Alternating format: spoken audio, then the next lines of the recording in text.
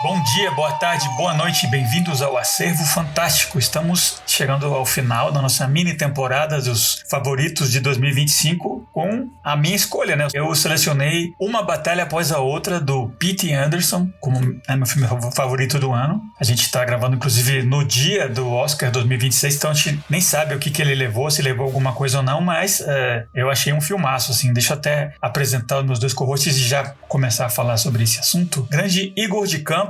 E aí, velho, tudo bom? Olá, cavalheiros. Olá a todos e todas que estão nos escutando. É sempre um prazer estar aqui com vocês, conversando sobre esses filmes que precisam respirar fundo para relaxar um pouquinho, né? Porque eles estão meio frenéticos, né? Assim, eles não param, mas eles são tensos o tempo todo. 3 horas de tensão, de gente falando alto assim, esquecendo a senha. Meu outro colega aqui do meu grupo guerrilheiro, grande Diego Nunes. E aí, rapaz? Tudo bom?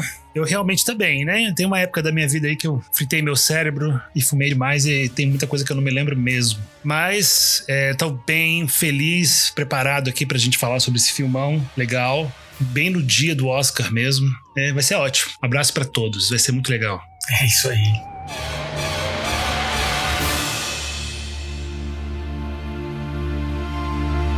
Deixa eu já perguntar, então, vocês acham que tem alguma chance, assim? Quando esse episódio for ao ar, assim, vai ser uma notícia antiga já, o resultado do Oscar, né? Mas hoje, assim, horas antes da premiação, vocês acham que Uma Batalha Após Outra tem alguma chance? Ou ator, ou filme? Não sei, o que vocês acham aí, Diegão? Eu acho que tem grandes chances. Eu acho que o Oscar pode aprontar uma surpresa pra nós e Pecadores ser o vencedor. Mas eu acho que se não for Pecadores, vai ser Uma Batalha Após a Outra. Sem dúvida. Melhor filme, melhor diretor vai ser Paul Thomas Anderson. Talvez mesmo se o Pecadores ganhar, eu acho que podem dar o Oscar pro Paul Thomas, né? Porque Paul Thomas realmente já faz muito tempo. Que é talvez o maior diretor da geração dele. E eu acho que o Sean Penn também tem grandes chances de ganhar melhor ator coadjuvante. Ele é uma figura maravilhosa, odiosa no filme, que a gente pode falar bastante sobre ele, inclusive. Ele tá espetacular mesmo, né? Se ele ganhar, eu vou ficar feliz. E ele realmente representa muita coisa sobre os Estados Unidos hoje em dia, a imagem dele, a figura dele, e ao mesmo tempo também é algo caricato e cinematográfico, assim. Grande vilão que o Sean Penn fez.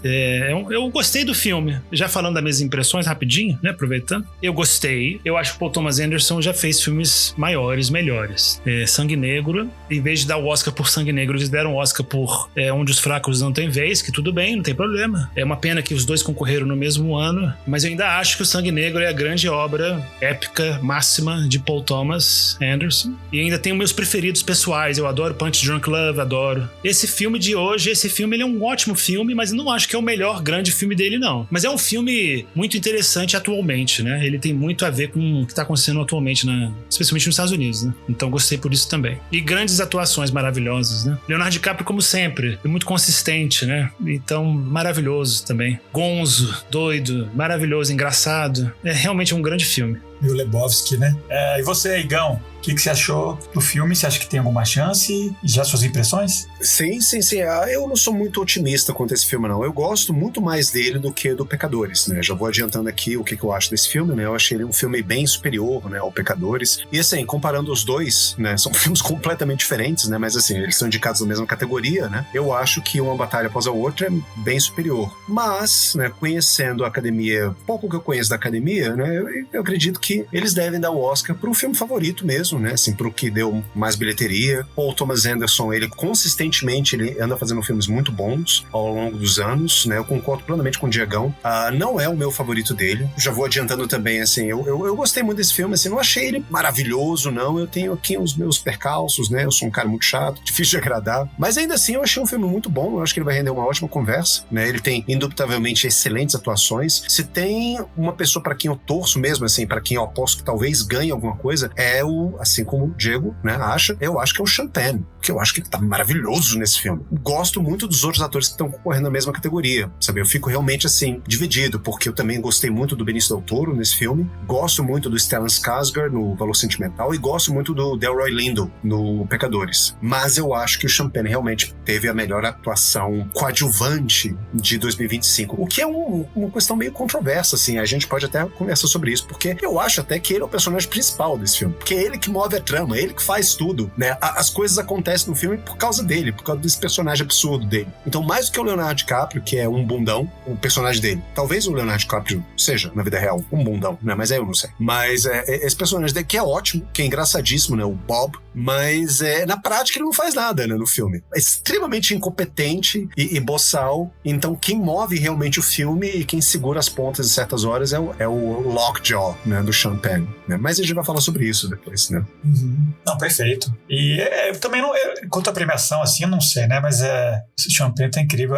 Eu revi o filme hoje, né? Eu vi no cinema, que pra mim fez toda a diferença. Acho que vocês dois não assistiram no cinema, eu assisti. É o filme... Tem umas horas que você fica até com vertigem, sabe? Aquela cena de perseguição. É um filme que eu achei bem imersivo. Eu achei um filme muito, muito tátil, que nem o Diego tava falando do Agente Secreto, que inclusive eu queria também, ao longo do episódio, puxar esse fio, que eu acho que esse filme tá em conversa direta, assim, com o Agente Secreto, muitos dos aspectos dele, né? Essa figura desse Lockjaw, que é esse antagonista milico, supremacista branco, ele me lembrou muito o Euclides, né, do Agente Secreto, né, aquele xerifinho lá, o delegado, né, que é outro merda pequeno, com delírios de grandeza e que, né, causa todo aquele caos ao seu redor, né? Só que, claro, é uma história contemporânea desse filme de hoje e é outra realidade, mas eu acho que tem umas simpatias, assim, tem aquela figura da Dona Tânia, né? Que tem aquela casa lá onde ele tem aqueles refugiados. Eu acho que tem um elo entre ela e o Benício Del Toro, né? Que também tem um esquema de proteção de imigrantes. Eu gostei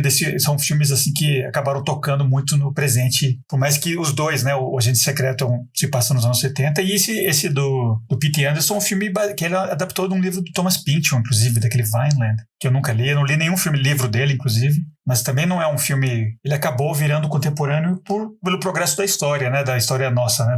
Da história humana. Mas ele puxa muito dos anos 70, anos 90 e tal. E pelas realidades do mundo, ele tá falando do momento, né? Só pra falar super rapidamente da trama, né? O DiCaprio, né?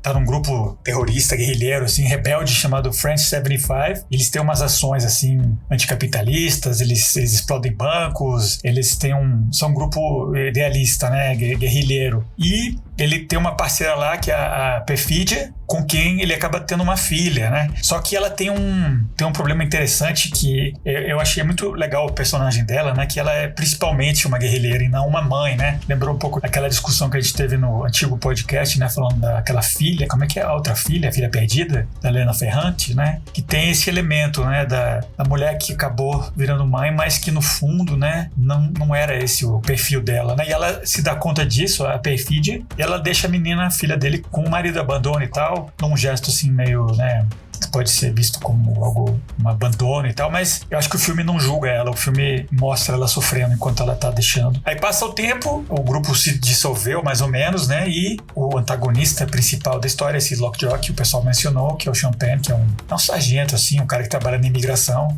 esse law enforcement americano, que cada vez mais é impossível distinguir onde termina a polícia e começa o exército, né, a polícia toda militarizada, então você não sabe exatamente o que ele é ali. Ele que prendeu a Perfídia, ele que fez que ela fugisse, né? E aí a gente acaba descobrindo que talvez ele que é o pai da criança e não o DiCaprio, né? E ele ao mesmo tempo tá querendo entrar num grupo supremacista branco rico, assim, um troço meio bons, Skull and Bones, assim, os ricos brancos que controlam tudo lá por trás, é o Christmas Adventures, que eu achei muito engraçado esse esquema, uma sociedade secreta, rica, branca, poderosa, hiper abertamente racista, né? O Tony Goldwyn, que tá ótimo também numa ponta lá, e ele quer acessar esse grupo, ele quer participar dessa elite, né, macabra, assim, por trás das cortinas. Só que aí ele tem que fazer uma série de testes, né, ele tem que comprovar que ele nunca teve nenhum elo com ninguém que não fosse branco, não sei o quê. Aí ele se dá conta desse aspecto, desse fio solto que é a filha, e ele acaba sequestrando a menina lá, e descobre que sim, efetivamente ele é mesmo, né. Aí tem todo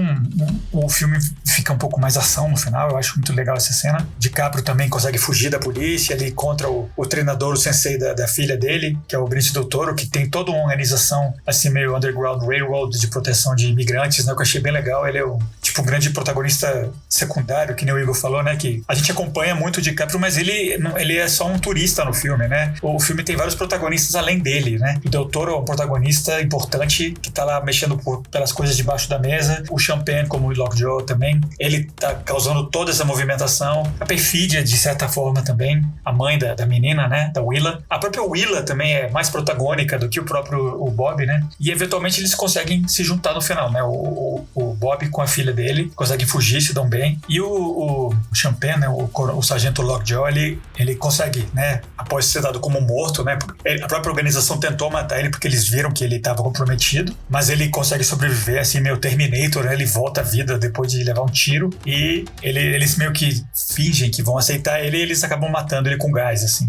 É isso, não é um filme bem comprido, mas eu vi no cinema, não senti, eu revi o filme hoje, eu não senti. Eu acho que ele é bem movimentado, assim, não é um filme parado, então é um filme comprido, acho que 2 ou 3 minutos mais comprido até do que o Agente Secreto, mas que é outro filme que também, se você não, eu mesmo não senti, assim, aliás, tá? Não senti o de hoje, né? Uma batalha após a outra. E é isso, acho que fala muito sobre o presente americano mesmo, sobre o estado da imigração, o estado da sociedade americana, né? Que tem esse elemento dessa mistura de exército com polícia, tem gente morrendo na rua, tem gente sendo perseguida, caçando os latinos abertamente, assim, tem essa tentativa de correr atrás do poder do supremacismo branco, desse poder escuro, tampado, mas que é tão ridículo ao mesmo tempo, né? E também, né, como desse poder da sociedade, né?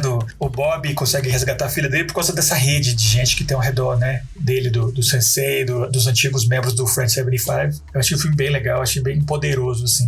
Quando assisti, eu falei, caraca, se a gente fizer um favoritos de 2025, a minha escolha já tá aqui, né? E revi, não me arrependo nem um pouco da escolha.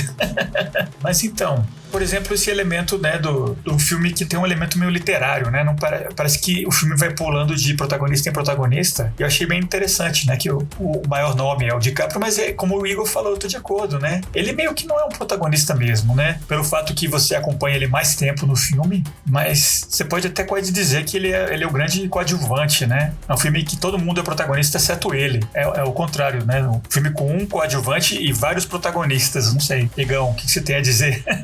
Quando eu falo que o Leonardo DiCaprio ele é meio coadjuvante, assim, ele tem mais tempo de tela, né, que os outros atores, né? Então, assim, obviamente ele seria, né, a escolha mais evidente para ator principal, o personagem principal. Mas vamos entender o personagem do Bob, que na verdade esse nem é o nome dele, né? Assim, Filipão, qual é o nome dele mesmo?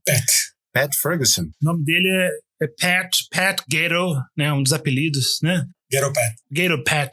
E também tem outro apelido dele também, além de Gato Pat. Ele fala que ele é Jim Parker, uma hora. Não, ele tem o negócio de Rocket Man. Ele também tem um Rocket Man como apelido. Rocket Man também, que é uma coisa altamente Elton John. Ele era o especialista em explosivos do grupo, né? Por isso que é Rocket Man. O nome dele era Pat. O Bob Ferguson e Willa Ferguson são aliases, né? São nomes falsos. Então o nome dele não é Bob, é Pat.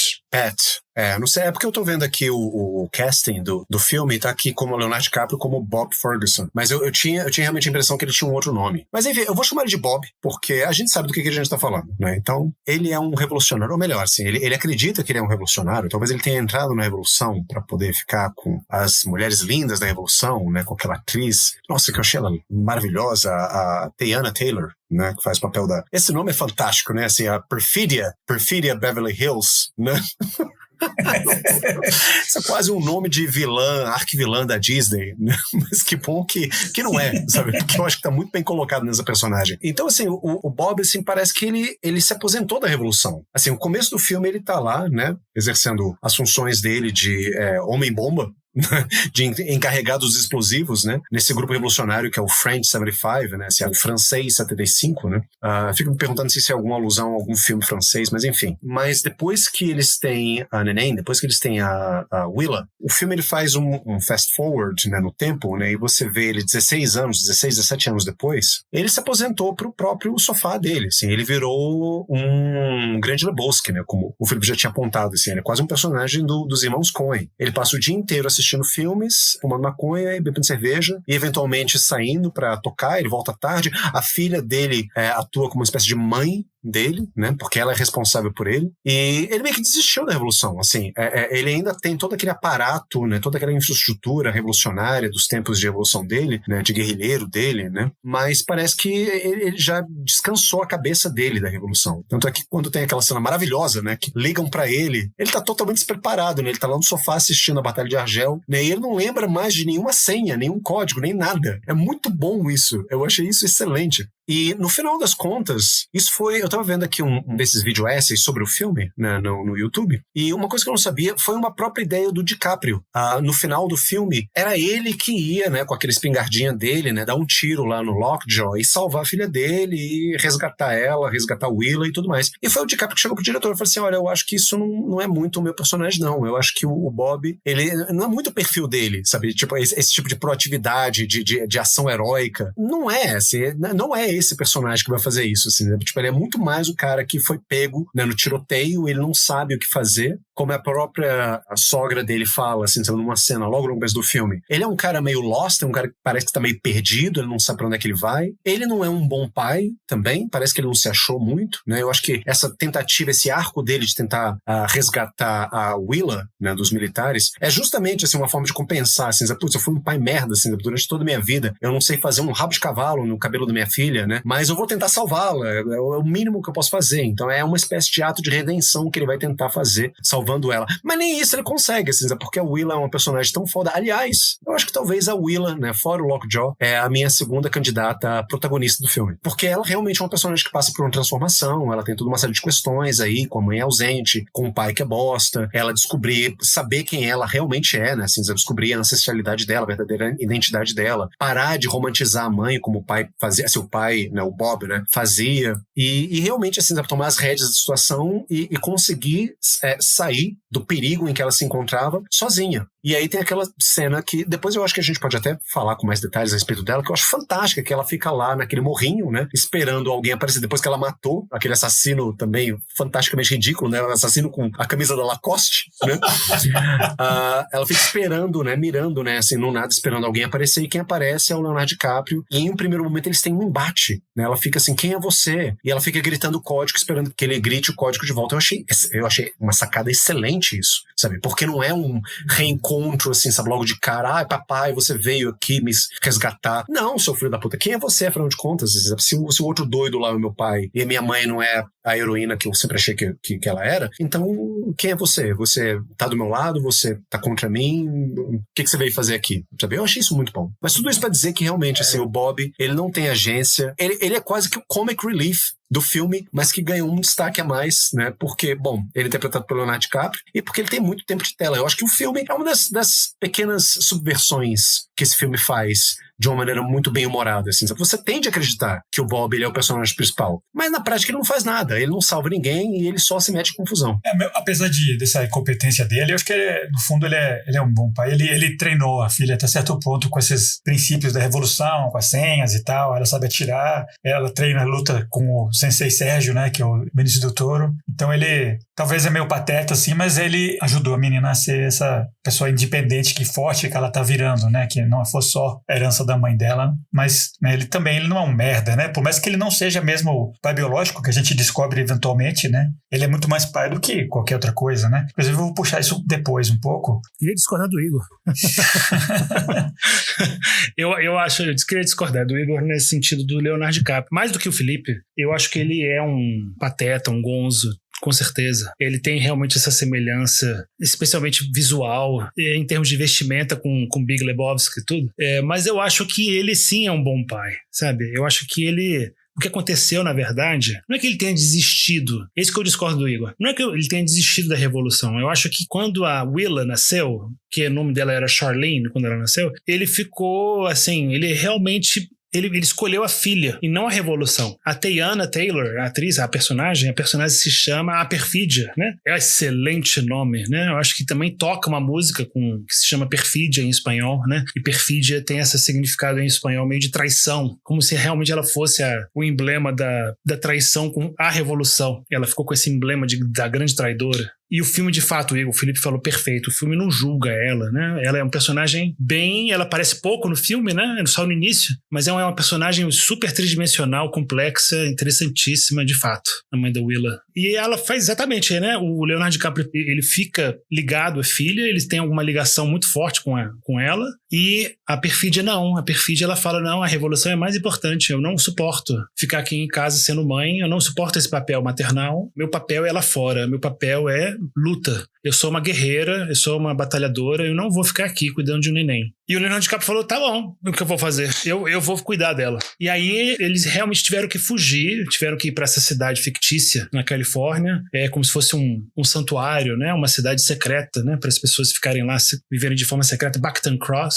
E ele realmente se deixou levar, porque agora eu tô com minha filha aqui, eu realmente não quero mais fazer parte da revolução para proteger minha filha. Agora eu tenho uma filha, eu tenho uma pessoa que eu posso perder. Eu acho que é por isso que ele desiste da revolução, porque agora eu posso perdê-la. Alguém pode querer me machucar, me matar e usá-la pra eu dar informação, pra eu falar alguma coisa, ainda mais paranoico do jeito que ele fica, né? Super, hiper paranoico, né? Ele não quer dar esse flanco. Então ele realmente se torna ele escolhe uma vida secreta. E então eu acho que ele sempre foi revolucionário. Eu acho que o fato dele estar assistindo a batalha contra Algiers, né, The Battle, né, esse filme emblemático até hoje, é o fato dele ele sempre foi revolucionário, sempre quis ser revolucionário, mas eu acho que ele abriu mão para proteger a filha em primeiro lugar. Então ele realmente é um patetão, ele realmente perde a memória, ele fica lá se drogando, ele não sabe o que fazer com o tempo livre, de fato, a não ser ensinar a filha a também ser uma revolucionária, se defender e também viver de forma secreta, né, e anônima, e não ter celular. E aí ele fica é muito engraçado quando ele descobre, ela tem celular? Não é possível, ela tem um celular. Uma adolescente. Eu falei pra ela não ter. Não, já é muito bom. Tanto é que tem o policial lá fazendo investigador lá que trabalha pro Lockjaw, que tá investigando os amigos da menina, né? E todo mundo, não tem telefone. Ele, realmente é a única adolescente do país que não tem telefone e é a que a gente tá procurando, né? E realmente ela tinha um telefone escondido. Eu quero fazer uma réplica aqui pro Diego, mas antes eu queria entender qual ponto exatamente que ele tá discordando, assim, porque eu acho que pelo menos pra mim não ficou muito claro.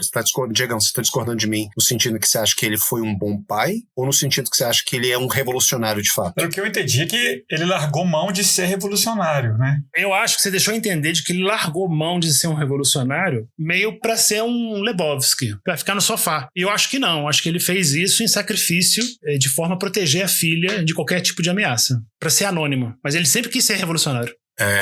Se eu dei a entender isso, não foi exatamente isso que eu quis dizer, assim, não quis dizer que ele deixou de ser um revolucionário para se tornar um stoner e ficar morando no próprio sofá dele, assim. Eu acho que, sim, né, surgiu a bebê Willa na vida dele, eu acho que ele usou isso, assim, sabe, cara, agora eu tenho uma filha, agora eu tenho que ser responsável por essa neném, eu não posso mais ser um revolucionário por aí, eu tô direito, porque como é que eu vou ser revolucionário e cuidar de um neném ao mesmo tempo, sabe, eu tenho que fazer uma escolha aqui. O que me faz pensar, assim, fazendo um contraste dele com a personagem da Perfídia, que talvez, e assim, lembrando também dessa fala que a sogra dele teve no começo do filme, né, que talvez ele não fosse assim, sabe, tipo, aquele revolucionário roots, raiz, aquele que vai até o final, aquele que luta, aquele que é o super engajado. Quem é assim é a Perfídia, que mesmo com a filha, ela falou, não, tem coisas mais importantes aqui do que ser mãe, do que ter uma família, tem a causa, tem a La Revolution, eu vou continuar minha luta e você, sabe, tentando me manter aqui nesse papel de mãe, é só uma forma de você exercer poder, esse seu poder de macho, decadente sobre mim, essa fala dela que eu achei fantástica, porque ela tem isso, ela é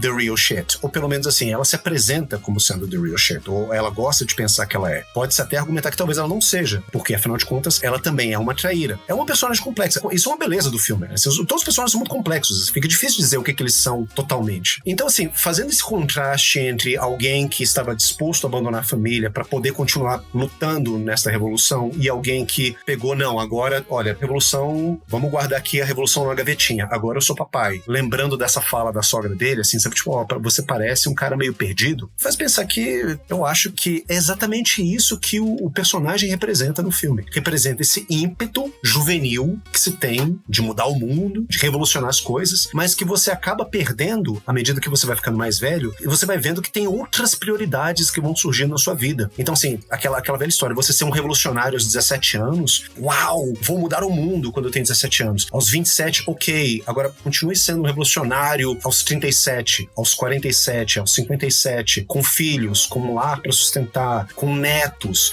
uma série de outras coisas aí pendentes. Fica mais difícil. E eu acho que o filme ele mostra esse dilema altamente complexo, né, pela qual muitos de nós passamos ou teremos que passar, não sei. Fica difícil você ficar sustentando um discurso em uma série de atividades que potencialmente podem até te colocar em perigo, ao mesmo tempo que você tem que sustentar uma família. E eu acho assim também que ele é meio bundão como pai. Porque assim, o fato dele ser bundão como pai dá mais sentido o arco da Willa. Por que eu falei agora há pouco que a Willa é protagonista, ela tem assim, áreas de protagonista? Justamente porque ela passa por essa transformação. Primeira cena que a gente vê ela como pai, ela tá sendo meio mãe dele, assim, ela tá puta da vida, porque, pô, ele se comporta como um adolescente, sabe? Ele chegou tarde em casa, ele tá de ressaca, ele passa o dia inteiro fumando maconha. Convenhamos, né? Sem querer julgar, mas já julgando, que pai do ano é esse que fica fazendo um negócio desse, sabe? E ela fica lá, ela tem que tomar conta de tudo. Mas aí ela passa por uma série de percalços, ela vê quem o verdadeiro, entre aspas, aqui, quem o verdadeiro pai dela é. E eu acho que aí, nesse movimento todo, nessas perseguições e fugas, ela começa a valorizar o Bob. Tipo assim, pô, ele não é perfeito, ele não é o melhor pai que alguém poderia ter, mas é o pai que eu tenho, e é um cara amoroso que abriu mão de uma série de coisas pra poder tomar conta de mim. Talvez ele nem saiba que eu não sou a filha biológica dele, e ainda assim, ou talvez ele saiba, né? E ainda assim, ele abriu mão disso pra poder ficar comigo. Então, assim, sabe, poxa, que joia. Mas eu acho que pra que ela passe por essa transformação e essa tomada de consciência, o Bob tem que ser meio merda. Ele não pode ser um pai assim perfeito, porque se ele for, qual é o aprendizado dela? Qual é a tomada de consciência dela? Tipo assim, eu tenho um pai perfeito e no final eu descobri que meu pai é mais perfeito ainda porque ele não é um militar de extrema direita que quer fazer parte do clube dos aventureiros do Natal. Então, pra mim tem isso, assim. É complexo. Os personagens desse filme são bem complexos, assim. Tipo, isso eu acho que é um dos pontos fortes eu acho que do cinema do Paul Thomas Anderson, de forma geral, assim, sabe? Não dá pra julgar, assim, sabe, logo de cara. Meu único ponto, então, é só, eu realmente acho que das figuras revolucionárias do filme, o menos revolucionário talvez seja o próprio Bob, que tem menos sangue revolucionário, sabe? Eu acho que a Perfídia tem mais, mas quem tem mais mesmo, eu acho que o personagem mais autenticamente, verdadeiramente revolucionário, né, que talvez entenda o que é fazer uma revolução, é esse personagem maravilhoso do Benício Del Toro, o Sérgio. Ele sim que eu acho que é o grande, porque assim, ele vive a revolução não é você sair dando patada em todo mundo, explodindo coisas e dando tiro a tudo quanto é lado. É você fazendo essas pequenas coisas, sabe? É você protegendo a sua comunidade e se integrando naquilo que tá acontecendo. Ele é um cara família. Naquela cena maravilhosa que eles entram no apartamento dele, o Leonardo DiCaprio tá totalmente, meu Deus, celular, eu preciso falar com minha filha, não sei o quê. E ele super calmo, assim, sabe? E ele vai dando nome a cada uma daquelas pessoas. Esse é o fulano, esse é Beltrano, não sei o quê. Ou seja, é um cara que tá totalmente integrado no meio e nas pessoas que ele tá vivendo. Eu acho que isso aí é a revolução. Isso de fato. Não qualquer aspiração guerrilheira que você possa ter.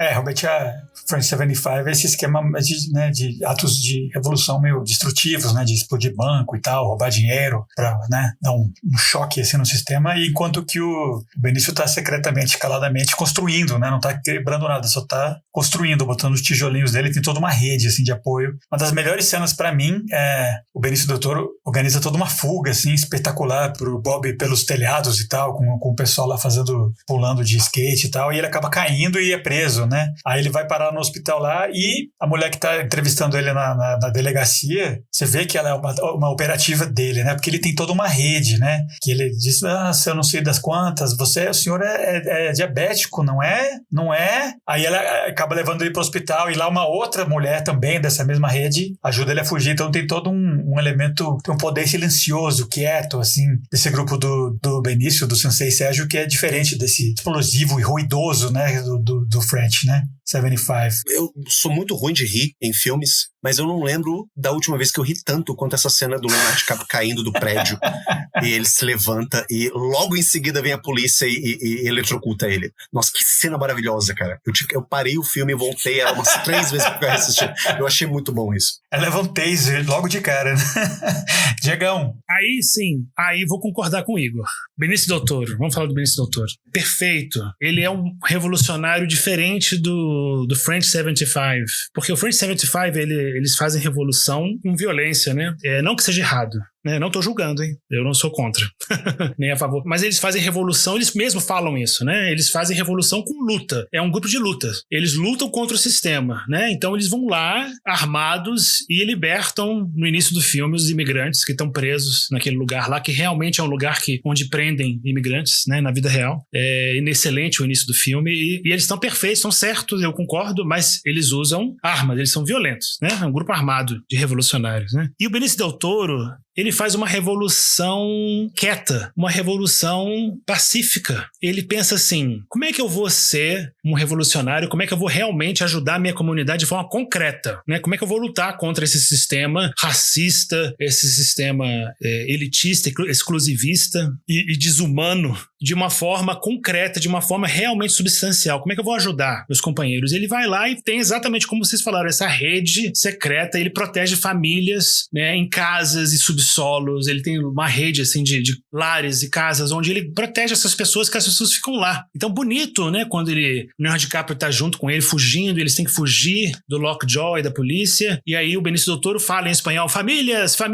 vem comigo, né, vamos lá, vocês treinaram pra isso, agora a gente tem que ir embora, tem que ir pra outro lugar. Então ele realmente tá ali pra proteger famílias, ele é o revolucionário mais humano, mais empático, ele tá ali pra proteger o imigrante da forma mais concreta possível, né, e substancial. E aí, quando ele é pego pela polícia, né, é muito bom. Eu achei essa cena que o Igor falou do Leonardo DiCaprio caindo pela árvore, achei muito engraçado, levando um taser, mas também achei muito engraçado e inteligente o Benício Del Toro sendo parado pela polícia, né, e falando que ele, e aí, você bebeu? Sim, eu bebi 2 pequenas cervejas. E aí ele dança, e ele tá calmo, ele tá de boa, ou seja, é uma maneira diferente de ser revolucionário, é uma maneira diferente de estar em combate à autoridade, de combater a autoridade não legítima que ele é contra. Então achei esse personagem do Benício, realmente o Igor tá perfeito. Ele tá ali pra ser um contraste, pra ser um símbolo de como fazer, né, o negócio. E eu concordo, eu sou partidário dele. Não por nada que ele é sensei, né? Ele tem um elemento zen, né? Ele é o treinador da Willa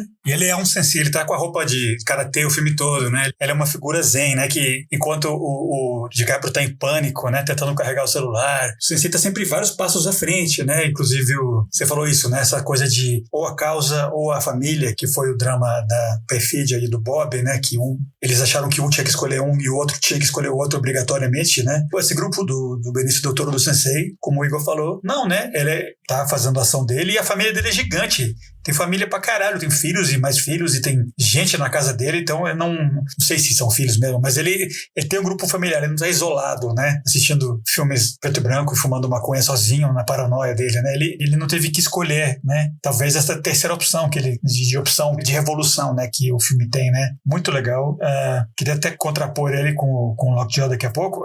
Igor? Você, Felipão, foi fantástico. Você já antecipou o meu ponto, né? Porque eu ia abordar justamente isso, né? Porque esse dilema, ou a revolução ou a família, isso acontece só nesse mundo do Leonardo DiCaprio, da perfídia, né? Do Friend 75. Porque o tipo de revolução que eles estão fazendo é uma revolução que, não, quer você goste, quer não, é um tipo de revolução mais performática, né? Eu achei essa expressão na internet, assim, numa resenha sobre esse filme, e eu achei muito interessante. Fui até atrás para saber mais ou menos o que é isso. Essa revolução performática é essa ideia de que qualquer tipo de mudança na sociedade só vai acontecer mediante a força bruta, mediante a utilização de armas, mediante explosões, e, enfim, né? Isso é a ideia, talvez, assim, mais genérica que a gente faz de revolução. Quando você fala revolução, eu acho que muito provavelmente a primeira coisa que muita gente pensa é guerrilha, armas, underground, explosões, atentados, sequestros, enfim, é isso. Revolução é isso, claro que é isso. É o ideal Che Guevara, né, de revolução. Né? Assim, Che Guevara naquele filme, né, Diário de Motocicleta, né, que no final ele fala que é impossível você fazer uma revolução sem você pegar em armas, né? Não sei se é no final do filme, se é no meio do filme, enfim. É um filme muito bom que eu assisti há muitos anos, eu não lembro direito dele, não. O próprio Benício também foi o Che, né? O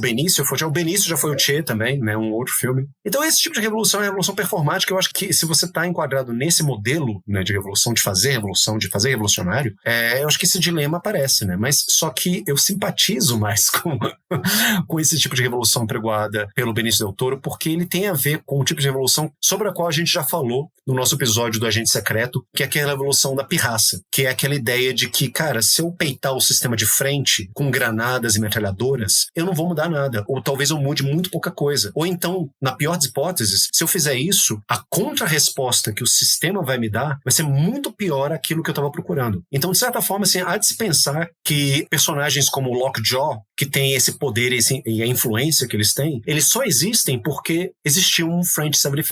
Então, na tentativa de você mudar a sociedade, você acaba criando uma contra-resposta do sistema que pode ser ainda pior, que pode piorar ainda mais a situação das pessoas. Então, há de se questionar um pouco a eficácia desse tipo de modelo revolucionário. Já a Revolução da Pirraça, que é uma coisa muito latina, é do tipo assim, cara, eu não vou matar o sistema como se o sistema fosse um grande monstro de Godzilla. Você não é simplesmente jogando bomba que eu vou explodir tudo e vou resolver o meu problema e o problema do resto da humanidade. É comendo pelas beiradas, é contornando as coisas, é fazendo esses pequenos, grandes atos de desobediência civil que eu vou finalmente conseguir fazer as coisas porque eu vou estar, de fato, aí trabalhando por um bem da comunidade. Uma coisa que a gente poderia até pensar, isso eu vi aqui, né, numa resenha muito, muito interessante que o Pega Santos, né, fez no canal, né, do YouTube dele. Ele fala que há de se pensar que esses revolucionários do French 75 também eles estão agindo em benefício próprio. Por quê? Porque é bacana você ser revolucionário. Sabe? Você tem um ganho, você tem um gozo aí, né? A própria perfídia, né? Parece que ela tá constantemente, né, em estado de excitação sexual por ser uma revolucionária, por estar exercendo aquele poder sobre os homens, por estar pegando em armas, aquela cena que é muito emblemática dela, com um barrigão disparando aquela metralhadora, sabe? É meio que isso, assim, é uma revolução, tá, assim, eu tô aqui lutando pro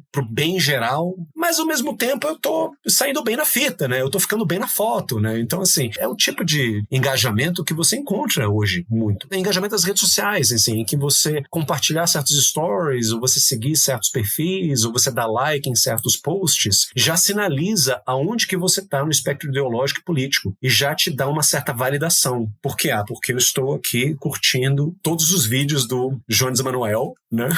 Que eu acho o máximo, inclusive. Então, isso já me valida. Olha só como eu sou um cara revolucionário de esquerda, como eu tô alinhado, né, às ideias do partido, como eu sou bacana. Isso já me dá um capital moral. Então, no fundo, também tem esse lado sombrio da revolução, que é muitas pessoas que estão envolvidas nela, estão lá buscando algum tipo de benefício próprio, algum tipo de gozo. E eu acho que esse filme, ele mostra isso muito, justamente nesses personagens. De novo, o Bob, que eu acho que ele talvez não seja assim, um revolucionário de fato. Eu acho que ele estava mais atraído pela adrenalina da coisa e também, né, por conta da perfídia, que ele estava afim dela e tudo mais. A própria perfídia, que parece que ela tem uma excitação, né, física por estar lá. Tem aquela personagem também da Jungle Pussy, que esse é o melhor dos nomes. E eu descobri que ela é uma cantora norte-americana, uma rapper, e esse é o nome dela mesmo.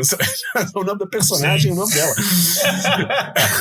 Aquela cena do assalto ao banco, assim, sabe? Tipo, olhem pro meu rosto, esse é o rosto do poder negro, this is the face of black power. Então, sim, estamos fazendo a evolução, estamos pensando no bem da humanidade, mas eu também tô aqui aproveitando os meus 15 minutos de fama, ganhando meu quinhão de poder. Isso é um aspecto da revolução que a gente não quer enxergar muito, mas que tá lá presente, e eu acho que o filme, ele é muito bom nesse sentido, porque ele dá alfinetadas em todos os lados, não só na direita, mas na esquerda também, né? E eu achei isso bem bacana, bem lúcido. Tem um apelo heróico, né? Imagético, né? De você tá no pôster lá, você é o próximo ícone da revolução. Realmente, né? Tem uma hora que eles estão explodindo o esquema lá no começo e a perfídia tá tão excitada que ela disse pro Bob, não, bora transar aqui agora, enquanto o esquema vai explodir. Ele, não, porra!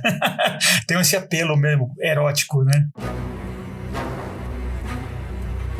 Eu queria fazer uma ligação dessa sexualidade da perfídia, né, gigantesca com relação à revolução, né, associada à revolução. E o filme, ele faz uma ligação dessa sexualidade dela com o Lockjaw. Lockjaw fica enlouquecido por ela, ensandecido com a perfídia. E aí ele também tem uma sexualidade relacionada com violência, com revolução, com o proibido, especialmente com o proibido. E aí eu queria até perguntar pra vocês, né, o Igor mencionou uma resenha que ele viu. Eu também vi uma resenha muito interessante de um cara que associou especialmente o vilão, que ele é capitão, depois vira coronel, Lockjaw, que o Lockjaw, ele é um vilão bem aos moldes de Kubrick. Eu achei isso interessantíssimo, porque ele, inclusive toda a parte visual, quando ele aparece, o Lockjaw, todas as cenas com o Lockjaw, as cenas têm um visual um pouquinho Kubrick, especialmente quando tem um edifício, quando tem um quarto de hotel, ou então um apartamento, assim, sabe? Tudo muito limpo e muito simétrico e muito direitinho. E a caricatura que o Lockjaw é, né? O que o Champagne faz, o tipo de caricatura que o Champagne constrói pra fazer o Lockjaw, é realmente uma caricatura meio kubrickiana um pouco, realmente faz você lembrar um pouco de Senhor Fantástico, né, da paranoia do Senhor Fantástico, e tem muito também um pouco da questão da violência que se irrompe gigantemente, que tem o Jack Torrance no Iluminado. E aí eu achei muito legal que o Champagne conseguiu, e junto com o Paul Thomas Anderson, eles conseguiram construir esse vilão, esse homem mau pra caralho, cruel, racista, terrível, mas ele é uma caricatura, ele também é um bufão, ele também é meio gonzo, ele também é engraçado. Eles acharam um humor ali, um exagero que combina com o filme, uma caricatura que combina direitinho com o filme, né? Especialmente no final, quando ele aparece com aquela cicatriz, com aquele rosto deformado, e ele fala, né, que ele só transou, ele fala pra eles, né, pra aquele grupo de cristãos aventureiros, que ele só transou com a perfídia porque ele tava enfeitiçado pelo poder dela, né, e ela tirou ela era um semen demon, demônio do sêmen e tal. Ela queria só o meu sêmen, queria só a minha essência, né, só queria... Então eu vi muito daquele coronel doidão lá, militar doidão no Senhor Fantástico, né, eu também concordo com esse cara que fez essa associação. Eu ia falar isso, né? Que se tem um filme do Kubrick que esse lembra, é o Strangelove, né? O Senhor Fantástico. Realmente, eu fui drogado e eu acordei com uma sensibilidade, tinha uns resíduos, e os caras lá, o quê? Foi tudo feito contra a minha vontade. Acordei com uma sensibilidade no pinto, achei muito bom. Excelente. Eu achei fantástico isso. Cara, isso se tornou agora, putz, né? É o meu tipo de mulher agora, sabe? Qual é o seu tipo de mulher? Semen Demon. É o que eu estou atrás.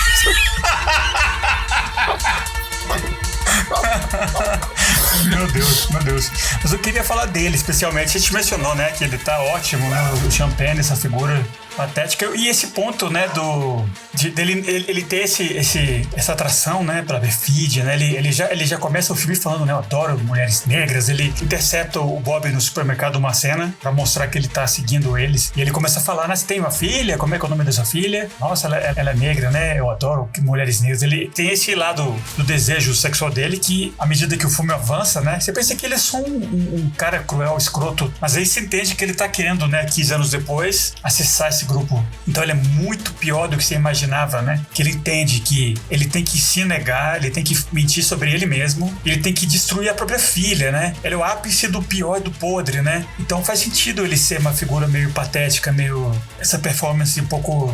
senão seria outro filme, realmente, né? Porque o filme todo tem essa vibe um pouco mais laid back, né? Com você acompanhando o Bob de um lado, né? E se fosse puramente o Lockjaw sem esse aspecto dele meio patético, né? Seria muito grotesco demais, né? E se ele fosse um Capitão Vidal? Ou se ele fosse um assassino daquele do agente secreto? Sabe? Se ele fosse mal, um puro mal, escroto, cruel, escroto. Não combinaria muito com o filme, né? Eu acho que destoaria. Acho importante que ele seja caricato, né? E patético. Eu acho que isso ilustra, ilumina esse mundo, né? Esse poder da outra direita, né? De uma das melhores cenas, né? Também, novamente com eles, né? Com o Tony Golden e o Kevin Feige, né? Eles estão lá chamando o jagunço deles, né? Que assim como o pessoal do Agente Secreto tinha os matadores, eles têm o matador deles lá com a camisa Lacoste, que o Igor mencionou. E ele tá falando, o que você sabe desse tal de Avante, né? Avante Q é um cara que existe um operador, assim, que tal. Ele diz, não, eu confio muito nele, ele é ótimo, mas até certo ponto, porque ele não é nativo de verdade, né? Que nem nós. Ele é meio índio. Então, eles descrevem que um nativo americano, que é meio comanche, ele diz lá, ele não é tão nativo quanto eles, que são os merda branco lá. É tipo uma visão completamente... Você não pode não rir deles, né? Mas tem um poder, tem um acesso mesmo à riqueza, ao controle, né? Que é o que atrai o Lockjaw, né? Ele diz, eu vou negar a mim mesmo, vou negar esse meu interesse próprio. Eu tô a serviço da violência a minha vida inteira. A extensão lógica disso é eu, inclusive, destruir a minha própria filha, né? Que é hiper chocante isso, mas ilustra, né? Que o apelo que isso tem, né? Esse acesso a esses ares rarefeitos, né? Da supremacia branca. É um filme bem do momento. Caraca, muito legal. Tem aquele canal do YouTube, né? O Jubilee, né? Jubileu, né? Tem aquele famoso debate do Mehdi Hassan contra 20 pessoas da extrema-direita, né? Essa ideia, sabe? Tipo, não, eu gosto de ver porque eu gosto de ver a extrema-direita sendo achovalhada por uma pessoa inteligente que tem argumentos, né, bons, né? E vai fazer essa galera pagar mico. Eu só queria dizer que essa ideia, assim, não é uma coisa do filme, não, assim, sabe? Esses brancos, loiros de olhos azuis norte-americanos, eles realmente se acham os nativos dos Estados Unidos. E os nativos americanos são, sei, uma outra classe de pessoas que não deveria estar lá, né, por algum motivo. Então, assim, é uma ideia tão absurda que você ri, inclusive, quando você vê isso no filme, mas que, infelizmente, ela tem um reflexo na realidade. Porque existem grupos lá nos Estados Unidos que realmente se veem, assim, sabe? Tipo, assim, meu bisavô veio da Irlanda ou da Inglaterra, então eu sou um nativo dos Estados Unidos. Você não é nativo. Obviamente você não é nativo. Eu lembro muito, 20 e tantos anos atrás, vendo um outro filme, inclusive, com o DiCaprio, do Scorsese, o Gangue de Nova York, né? O Butcher Bill, que é a figura paterna dele, né? O Daniel Day-Lewis. Ele tem um discurso sobre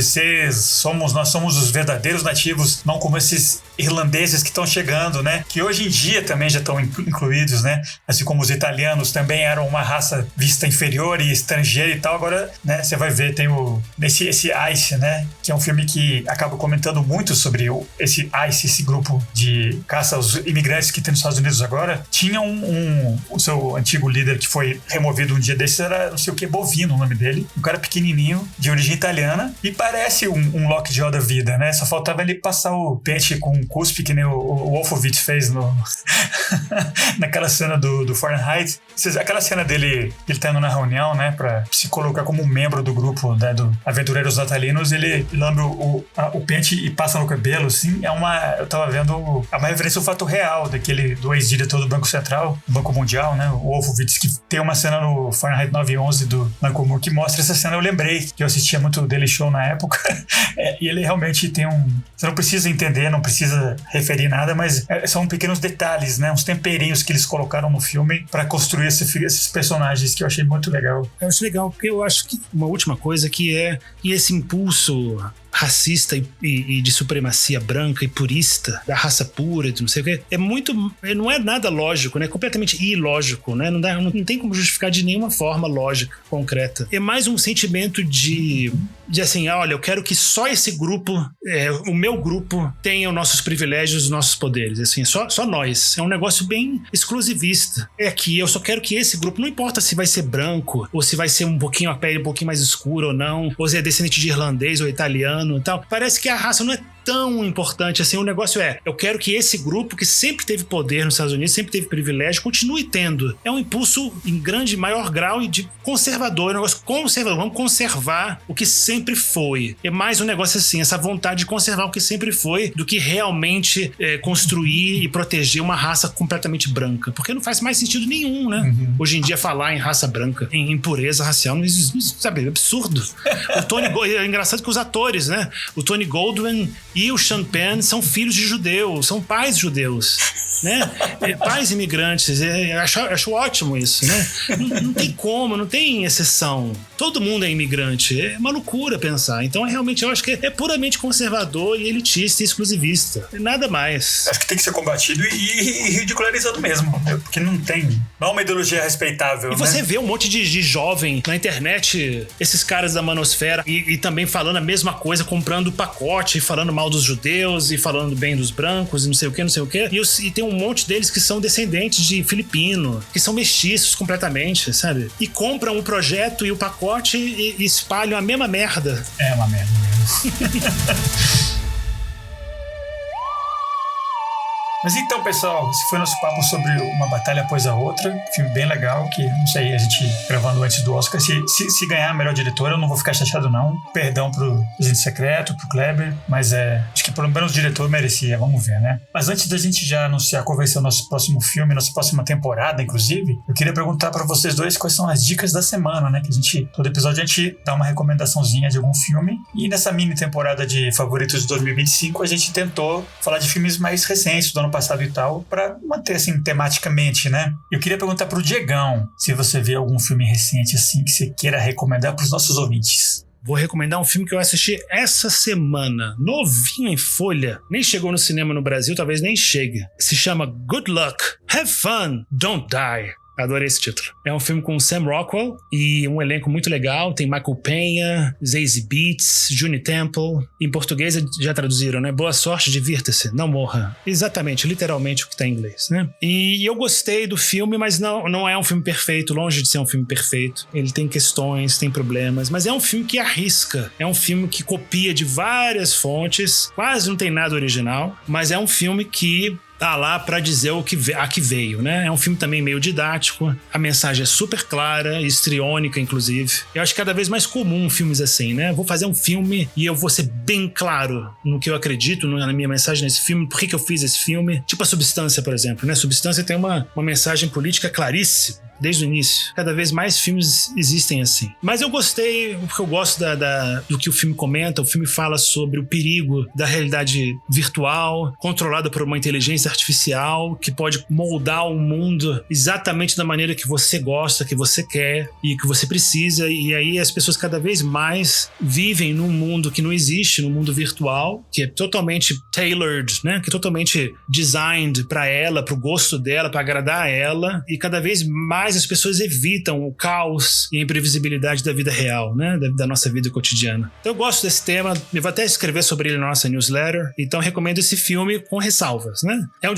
filme divertido, não é chato, é um filme que eu me diverti até o fim, tem cenas engraçadas, o Sam Rockwell tá perfeito no filme, no papel, perfeito pra ele esse tipo de papel. Eu não assisti, mas eu vi o trailer e ele me deu uma vibe assim meio 12 Macacos, assim, um pouco apegada, né? Meio Terry Gilliam, não? Então, ele é um filme que puxa muito de Terry Gilliam. Bastante, sem nenhuma dúvida.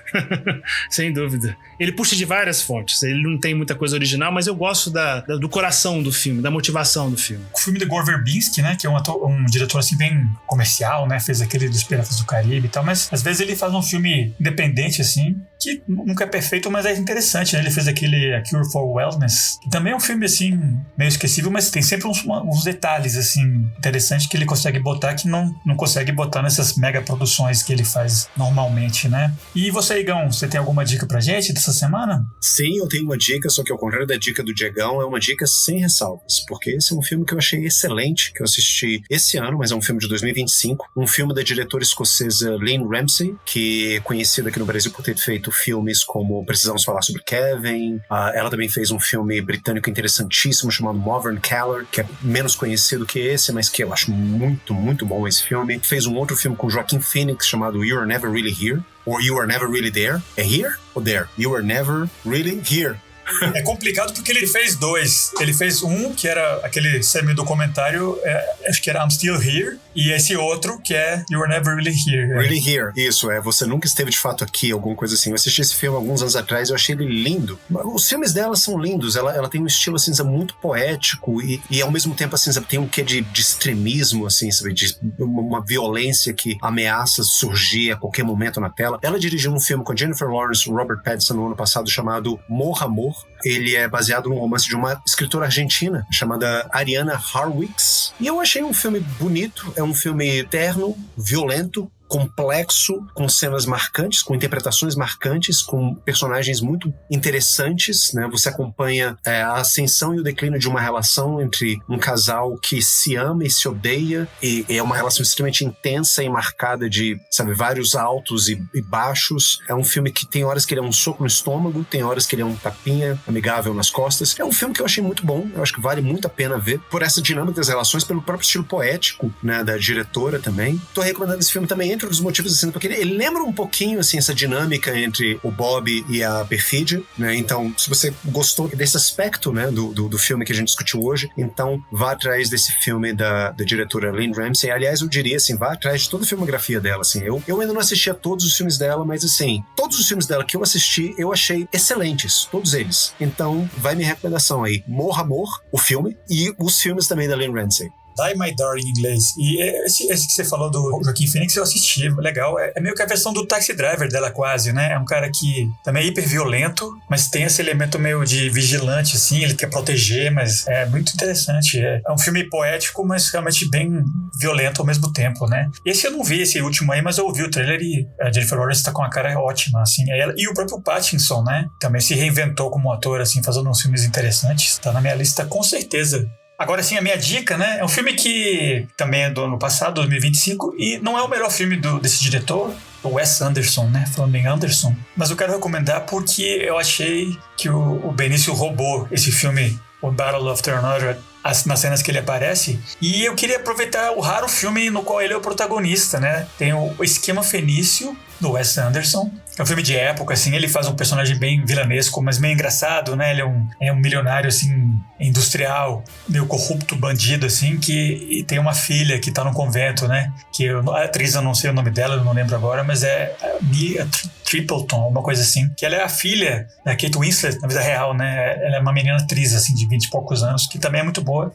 Então eu gostei, né, de um filme que deu foco ao Benício del Toro, um papel interessante, assim, como todos os filmes do Wes Anderson é bem blasé, né, aquela coisa, mas eu achei bem legal, especialmente o fato que era um filme cujo protagonista é o Del Toro, né, que eu acho que ele é um puta ator. Tava revendo um dia desse um vídeo dele lá no, não sei qual dos dois filmes do Timothy Dalton que ele fez do James Bond, ele faz uma pontinha lá, quase adolescente, assim.